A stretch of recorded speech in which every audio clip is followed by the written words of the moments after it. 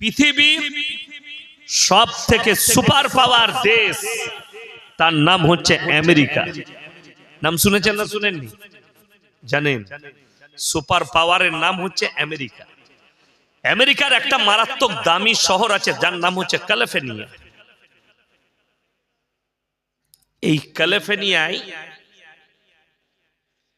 America সব থেকে বেশি অস্ত্র ইসরায়েলকে দিয়েছে ফিলিস্তিনকে মারার জন্য, গাজাকে মারার জন্য, সব থেকে বেশি।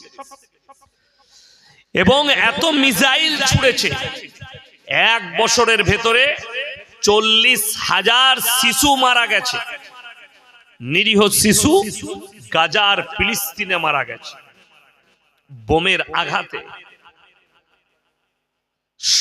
পরিবার মারা গেছে, কেউ বেঁচে নেই, বাচ্চা ছেলে বেঁচে আছে, বসে বসে খালি কাঁদছে, মা বাপ কেউ নেই, তাকে দেখার কেউ নেই, বোমের আঘাত লেগেছে, সব মারা গেছে, মা একা বেঁচে আছে, মায়ের চোখ দিয়ে খালি অশ্রু পড়েছে, পানি, গোটা পৃথিবী নীরব।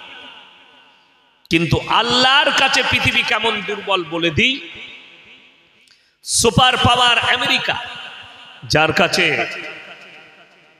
4,428টার মতো পরমাণু বোমা আছে। পৃথিবীর সব থেকে খুনখার মিলিটারি আছে, সেনাবাহিনী আছে, যুদ্ধ বিমান আছে, অত্যাধুনিক অস্ত্রই ভরা আছে গোটা আমেরিকা। সুপার পাওয়ারকে আল্লাহ ঘুটনায় নিয়ে এসেছে, হুঁটো গেড়ে দিয়েছে আল্লাহর পাওয়ারের কাছে। ক্যালিফোর্নিয়ায় কুদরতি বালা এসছে, জঙ্গলে আগুন লেগেছে, 40,000 একর এরিয়া ধ্বংস করে দিয়েছে, এখনো আগুন লিবিয়ে ক্লিয়ার করতে পারেনি। কয়েকশো যুদ্ধ বিমান, হেলিকপ্টার, এয়ারক্রাফট সব সমুদ্র থেকে পানি তুলছে আর পানি ছুটছে আসমান থেকে, আগুন লিবাতে পারে। পৃথিবীর দামি দামি হলিউডের স্টার, যাদের বাড়িগুলো দাঁড়িয়ে পুড়িয়ে ছাই হয়ে গেল, কোটি কোটি টাকার, বলছে এত টাকা লস হয়েছে, এতগুলো প্রাণ চলে গেছে।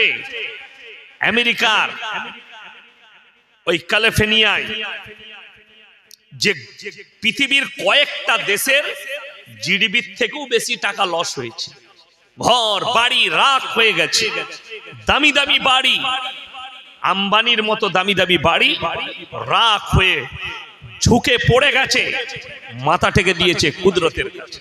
নাম্বার 1। নাম্বার 2, আল্লাহ তাআলা যদি দেয়, বরফেরও ঝড় দিতে পারে, পারে না? পারে না। আমেরিকায় বরফের ঝড় এসছে এক এরিয়ায়, সমস্ত গাড়ি, ঘর বাড়ি, রোড বরফের ঝোঁকায় ঢেকে গেছে, কয়েক ফুট বরফ ঢেকে গেছে।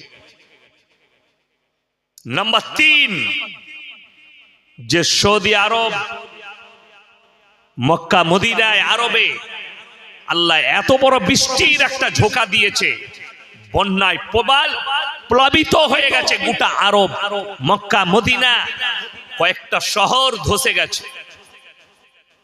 আল্লাহ তাআলা বললেন, আমার বালার কাছে সব থেকে পৃথিবীর শক্তিশালী আমি আল্লাহ, আমি পাওয়ারফুল। এটা জানতে গেলে কোরআনের জ্ঞান অর্জন করতে হবে আপনাকে। এরা তো অনেক দূরের কথা, যারা কাবা ঘর ধ্বংস করতে এসেছিল কি নিয়ে?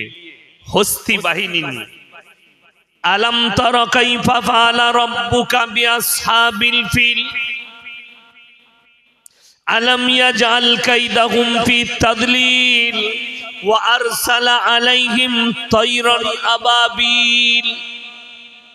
হে আমার নবী, আপনি কি দেখেননি যারা হস্তি বাহিনী নিয়ে, আব্রাহা বাদশা, সে বললে কাবা ঘরকে গুড়িয়ে দেওয়া হবে, আমার হস্তি বাহিনীর দ্বারা কাবা ঘর ধূলিসাৎ করে দেব। আমি আল্লাহ রাব্বুল আলামিন তাদের উপরে মিসাইল মারিনি, তাদের ওপরে গোলা বারুদ ফেলিনি, আমি খালি একটা পাখি পাঠিয়েছি আবাবিল, আর তাদেরকে হুকুম দিয়েছি মুখে করে পাথর তুলো আর আসমান থেকে তাদের উপরে নিক্ষেপ করো। সেই পাখিরা আসমান থেকে ঠোঁটে করে ছোট ছোট পাথর নিক্ষেপ করেছে। তার রেঞ্জটা আল্লাহ এত পাওয়ারফুল করেছিল, সেই পাখির ঠোঁটের পাথরটা খালি মুখে করে ছেড়েছে, রেঞ্জটা তৈরি করেছেন আমার আল্লাহ। হাতির পিঠে লেগে পেট দিয়ে বেরিয়ে গেছে। একটা হাতিকে মারতে গেলে বাজাপ্তা পুলিশ দিকে যারা জঙ্গল মহলে ফরেস্টে চাকরি করে তাদেরকে ট্রেনিং দেওয়া হয় কোন জন্তুর কোন জায়গায় মারলে তবে জন্তুটা মারা যাবে। হাতি সব জায়গায় শরীরে গুলি খাবে না, গুলি ছিটিয়ে বেরিয়ে যাবে। কোন জায়গায় মারলে হাতিটা মারা যাবে এটা ট্রেনিং দেওয়া হয়। আর আমার আল্লাহ রব্বুল আলামিন পাখিদিকে ট্রেনিং দেয়নি, খালি হুকুম দিয়েছে আসমান থেকে খালি পাথরটা নিক্ষেপ করে দাও। এত রেঞ্জ বাড়িয়েছে, রেওয়ায়েতে আছে কাবা ঘরে পৌঁছানোর আগে আমি আল্লাহ রব্বুল আলামিন ওই হস্তি বাহিনীকে ধূলিসাৎ করে মাটির সাথে মিশিয়েছি। জোরে একবার বলুন সুবহানাল্লাহ। এটা ছিল আল্লাহর পাওয়ার, আল্লাহ দেখিয়েছে। আমেরিকা দেখলো। আজকে আমি গাড়িতে আস্তে আস্তে দেখছিলাম আর মনে মনে ভাবলাম আল্লাহ কত শক্তিশালী। একটা মানুষ তার কুকুরটা মারা গেছে, কুকুর জ্বলে গেছে, তার লেগে হাউ হাউ করে কাঁদছে। তুমি একটা কুকুরের লেগে কাঁদছো, ভেবে দেখো ফিলিস্তিনের যে শিশুটার মা বাপ মারা গেছে, 5 বছরের শিশু, তার কেউ নেই, তার চোখের পানিটা মনে পড়ে না তোমাদের? যে আমেরিকা অস্ত্র দিয়েছে, ভেবে দেখুন আল্লাহ কত বড় কুদরতওয়ালা। একজনের বিড়াল আগুনে জ্বলছে বিল্ডিং, সে তার বিড়ালটাকে বাঁচাবার জন্য ছুটছে। তাহলে ভেবে দেখুন যে মায়ের কোল খালি হয়েছে, চোখের সামনে ফিলিস্তিন গাজায় যে শিশুগুলো মারা গেছে মায়ের কোল থেকে, তাদের চোখের পানিটা কি? যে মা বোমের তারা বাচ্চার পা দুটো চলে গেছে, কোলে করে নিয়ে পাহীন বাচ্চাকে নিয়ে ছুটছে হসপিটালের দিকে, সেই মায়ের চোখের পানিটা একবার মনে করো। এই তো আল্লাহর কুদরতি বালা শুরু হয়েছে, এখনো অনেক বাকি আছে।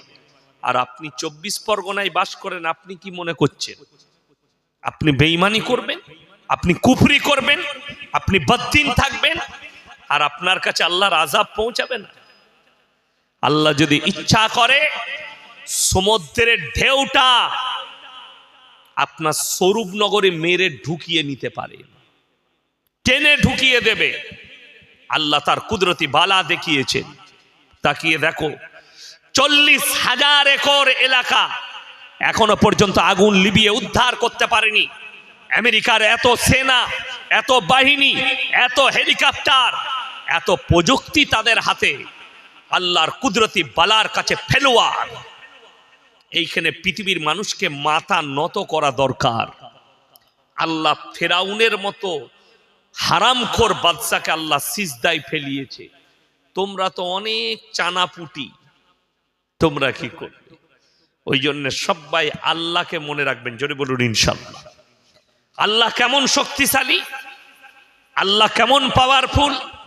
আল্লাহ কোরআনে বললেন আমার প্রশংসা আমি নিজে করছি, তোমরা শোনো। হে নবী, পৃথিবীর মানুষকে বলে দাও আমি আল্লাহ নিজে আমার প্রশংসা করছি।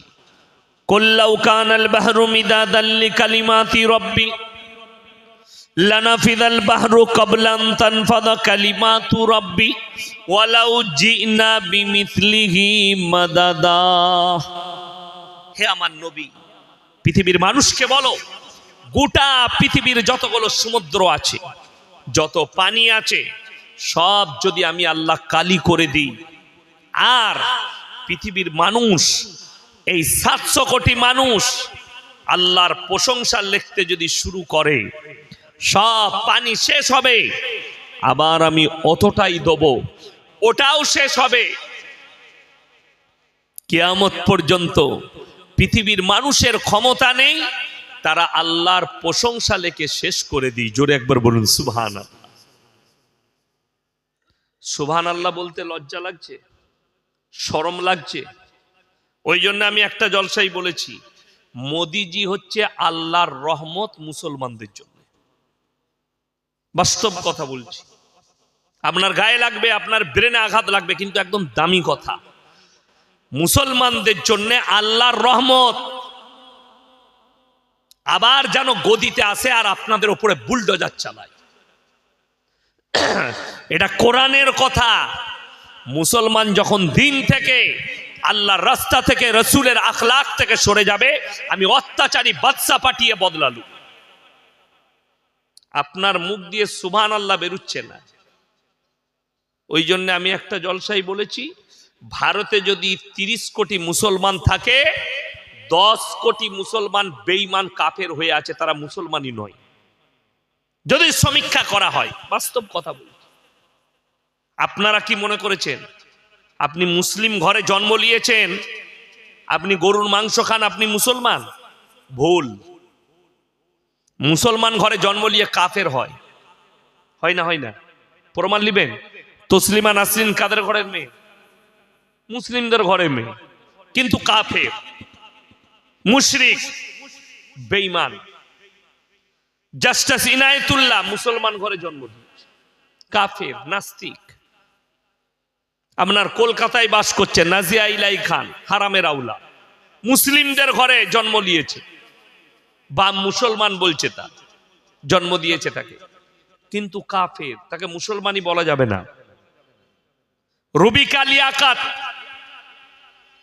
একজন চ্যানেলের অ্যাঙ্কার, রিপোর্টার, সে নিজেকে মুসলমান বলছে, তাকে মুসলমান বললেও গুনাহ হবে, অথচ নাম রেখেছে মুসলিম।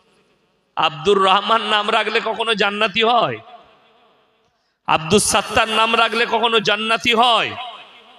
আপনারা ভেবেছেন গরুর মাংস খাই, মুসলিম ঘরে জন্ম নিয়েছি মানে আমার জান্নাত রেডি, আমি জান্নাত পাবই। কিন্তু নামাজ পড়বো না, রোজা রাখবো না, মদ খাবো, গাঁজা খাবো, যত রকমের পাপ আছে করব, আল্লাহ আল্লাহ রসুলের নাম নেব। ওই জন্য তো আমাদের সমাজে যদি সমীক্ষা করা হয়, আপনার এই পুরো থানায় যদি সমীক্ষা করি, 100 জনের মধ্যে 80টা বেনামাজি আছে। ঠিক বললাম না ভুল বললাম? কথা বলেন। 80টা বেনামাজি। আর রসুলের হাদিস, যার নামাজ নেই তার মধ্যে ইসলাম নেই।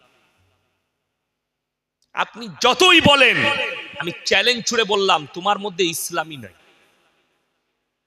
শুধু এটা নয়, তুমি যদি বলো আমি নামাজই পড়ব না কিন্তু আমি জান্নাতে যাব, তুমি বিনা নামাজে জান্নাতে যেতে পারবে কি না পারবে, এটা আমরা মৌলবীরা বলবো না, কোরআন বলবে। কোরআনে আছে দুটো দল, একটা জান্নাতে যাবে আর একটা জাহান্নামে। এই জাহান্নামী দলকে জান্নাতি দলেরা তারা দাঁড় করাবে কি বলে?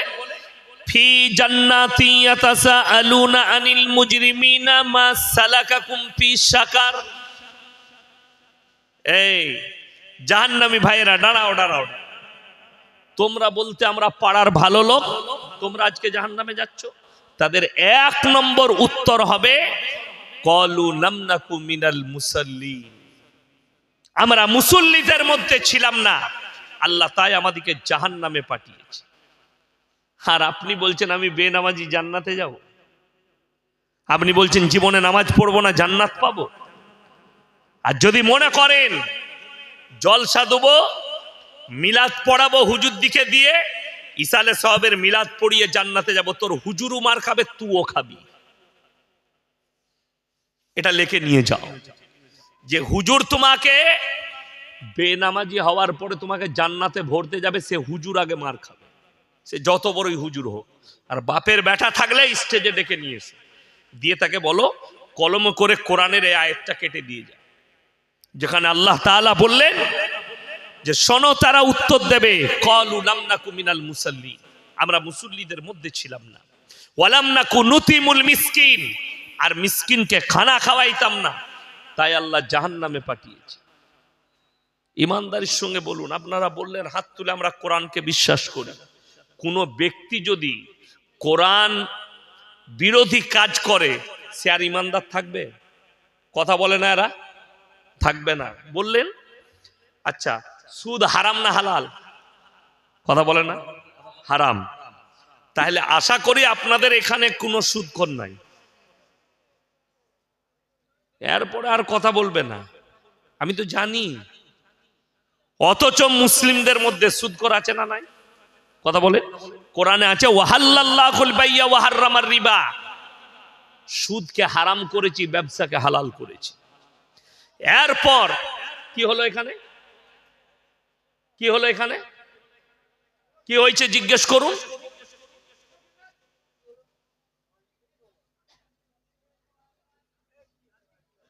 জলসা কিসের জন্য করেছেন আপনারা? কমিটি ছেলেরা কই? কেন করেছেন জলসা? আমাকে ডেকে মজাক করার জন্য?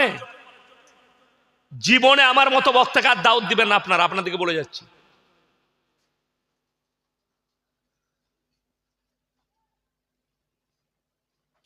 মজাক বানানোর জন্য করেছেন।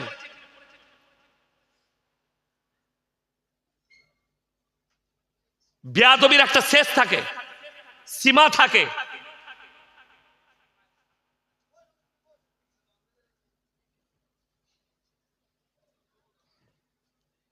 একটা মাজমা করছে, এত বেয়াদব আমি কোথাও দেখিনি।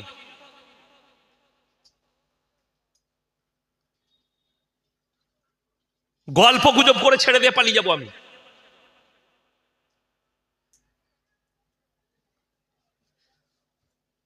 আমার মাথায় ঢুকে গেল এই স্বরূপনগরে আর জীবনে দাও তুলব না। আজ কি শেষ তোমাদের জলসা?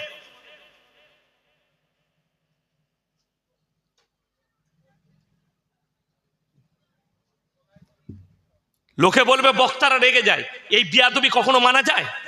হাসি মজাক ঠাট্টা করছে, কোরআন হাদিসের আলোচনা চলছে। গাঁজা মদ খাওগা,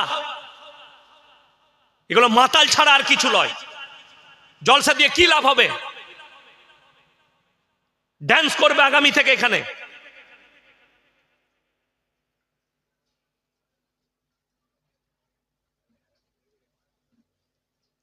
বিয়াদবির একটা সীমা থাকাছে। ইয়ারকি মারা পেয়েছে, অন্য বক্তাকে ডেকে সব মজাক করবে। আমি গল্প গুজব করা বক্তা নয়, আর সময় নষ্ট করা যে দরুদ পড়ে পড়ে রাত কাটাবো আর গজল পড়ে রাত কাটাবো, আমি গজল পড়িও না।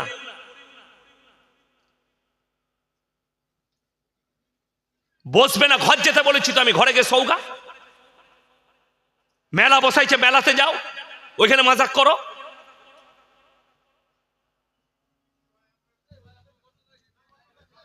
ভাই দরুদ শরীফ পড়ুন। আল্লাহুম্মা সাল্লি আলা মুহাম্মাদিন ওয়া আলা আলি মুহাম্মাদ কামা সাল্লাইতা আলা ইব্রাহিম ওয়া আলা আলি ইব্রাহিম ইন্নাকা হামিদুম মাজিদ। আল্লাহুম্মা বারিক আলা মুহাম্মাদিন ওয়া আলা আলি মুহাম্মাদ কামা বারাকতা আলা ইব্রাহিম ওয়া আলা আলি ইব্রাহিম ইন্নাকা হামিদুম মাজিদ।